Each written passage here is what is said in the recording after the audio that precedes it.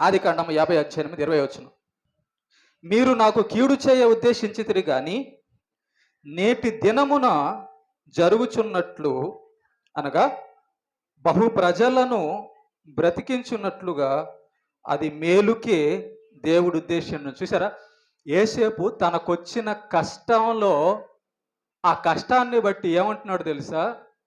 నాకు ఈ కష్టం వచ్చింది అంటే అది దేవుడు నా మేలు కొరకే తెచ్చాడు అని చెప్పి దేవుడి గురించి పలుకుతున్నాడు మహిమకరంగా.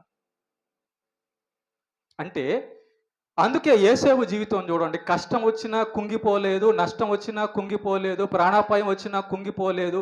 తన భక్తి, తన విశ్వాసం దేవుడి మీదే ఉంది కాబట్టి కష్టం వచ్చినా దేవుడినే స్తుతిస్తున్నాడు, అధికారం వచ్చినా దేవుడిని స్తుతిస్తున్నాడు. కాబట్టి ఆ యేసేపు యొక్క జీవితంలో లోటుపాట్లు లేవు. మన జీవితంలో లోటుపాట్లు ఉంటాయి. ఏదన్నా బాధ వచ్చిందనుకో కుంగిపోతాం, నష్టం వచ్చిందనుకో కుంగిపోతాం, ఒంటరితనం అనుకో కుంగిపోతాం. కానీ యేసేపు ఏమంటున్నాడంటే, నా జీవితంలోకి ఏదొచ్చినా దేవునికే మహిమ అంటున్నాడు. యోబు జీవితంలో కూడా ఈ మాట చూస్తాం మనం. అందుకే ఒక్కొక్క భక్తుడి జీవితం మనం ఎందుకు ధ్యానిస్తున్నాం తెలుసా? మనకు బుద్ధి కలగడానికి, మన భక్తి ఏర్పడడానికి, విశ్వాసం. అలా ఎలా యేసేపు ఈ మాటలు అనగలిగాడు? గుంటలో పడిన తర్వాత, అన్నలు చంపడానికి ట్రై చేసిన తర్వాత, ఒక బానిసగా ఐగుప్తు దేశానికి వెళ్ళిన తర్వాత ఈ మాటలన్నీ ఎలా పలకగలుగుతున్నాడు అంటే లోపల ఉన్నటువంటి విశ్వాసం.